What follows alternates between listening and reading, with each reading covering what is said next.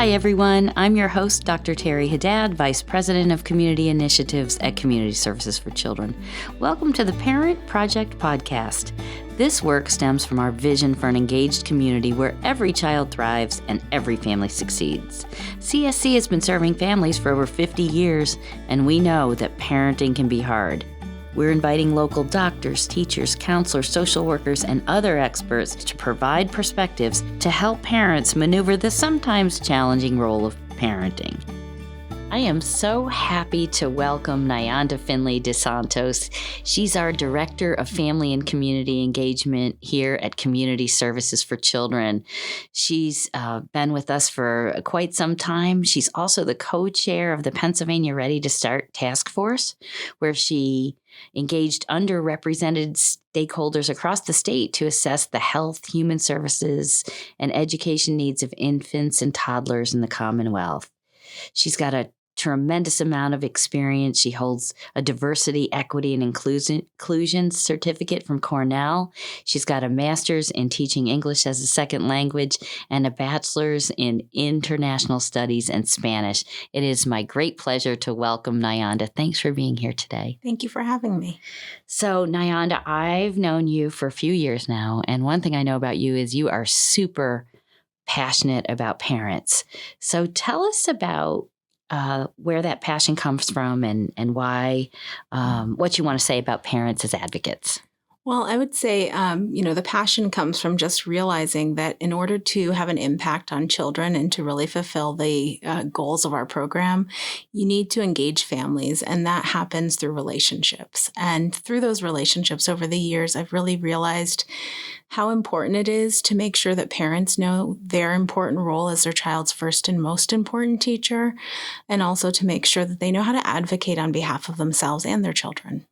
That's not always natural for parents, is it? To just instinctively know they have to advocate? I think what's instinctive for parents is wanting to protect their children, but not necessarily having the tools or the know-how to do that effectively.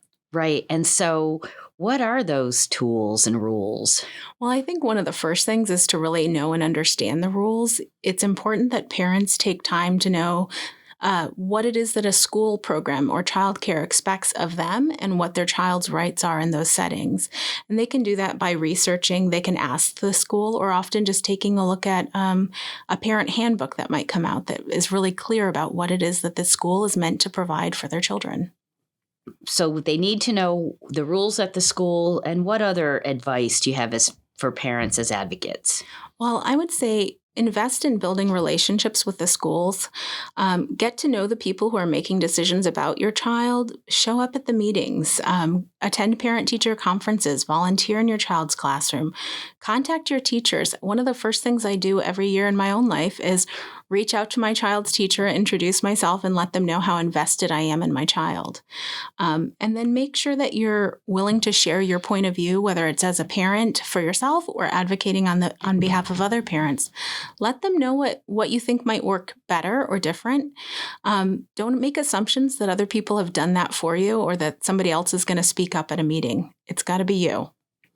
And what about record keeping? There's something here about record keeping. Oh, yeah. So one of the things that we always teach parents is when your child is very little, start keeping records. Keep records from the time they start school, formalized report cards, child assessments, notes from a teacher about their behavior, anything that stands out, even samples of their work. The same is true with their medical records. Keep everything.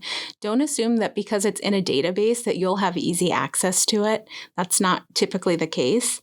And that helps you to paint a story of who your child is. And so it's a resource for you, but it's also an important thing to be able to take to a meeting with a teacher or a school administrator to say, this is who my child is. This is what we know. Excellent. And gathering information, what does that mean? So that means you need to really keep an open mindset as a parent. We're always learning. If we knew the answers, we'd already be doing everything right, and that's just not the case. So it's really important that we do our research, look for different sources, ask questions. And if you don't understand the answer that you get, ask again and ask for clarification. Don't leave the table until you feel comfortable with the information that you've received. And how does communication on the part of the parent helpful as an advocate? Well, I think many of us have learned that communication is the key to success in a lot of areas. To be able to communicate effectively, you need to be clear, calm, and direct. Prepare what you want to say in advance, especially if you're going in for an important meeting. Write things down. What are your questions? What are the things that you want to make sure that you convey? Prioritize. What would you like the solution to be at the end of the discussion? Make sure that you know what you're willing to walk away from the table accepting versus the things that for you are non-negotiable. It's easy to assume that everybody has your child's best interest, and usually they do, but nobody is more invested in your child's outcomes than you are.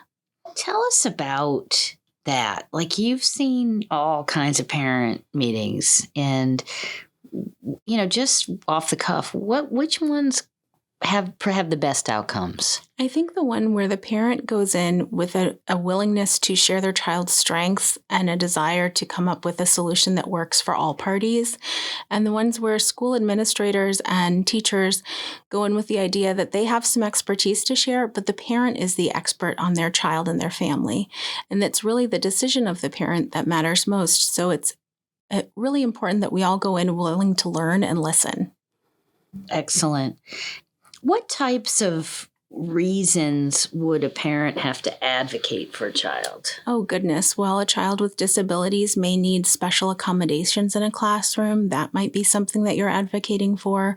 You might want to advocate for a classroom change if you feel like the relationship between your child and the teacher is not ideal. I myself have had to advocate for school change. One school doesn't fit all. So sometimes parents need to say, this isn't working. Other things that you might want to advocate for are things around their medical care and making sure that the solutions that are put in place in terms of your child's health match what your family values. So there's a lot of opportunities for advocacy. And I think it's important as a parent to realize it's not only an opportunity that you have to kind of impact your child's well-being, but it's also an opportunity for you to model for them what it looks like when you stand up for what you believe in. Wonderful, wonderful. Any closing remarks on the importance of parental advocacy? I would say one of the things that I want all parents to understand is that you have a powerful voice and there are lots of opportunities to be heard. You're not always going to be asked. So be willing to share even if that's not the case. I would say the other thing is, just to understand that no one anywhere is more invested in your child's positive outcomes than you are. Very nice. I love this, that you have written here. Parental advocacy is the most important thing that can improve the quality of life for your child. Absolutely. Beautiful. Thank you so much for joining us today, Nyanda. Thank you for having me. Thank you so much for joining us, and thank you for listening. To learn more about the Parenting Project podcast, Project Child, or Community Services for Children, please visit cscinc.org.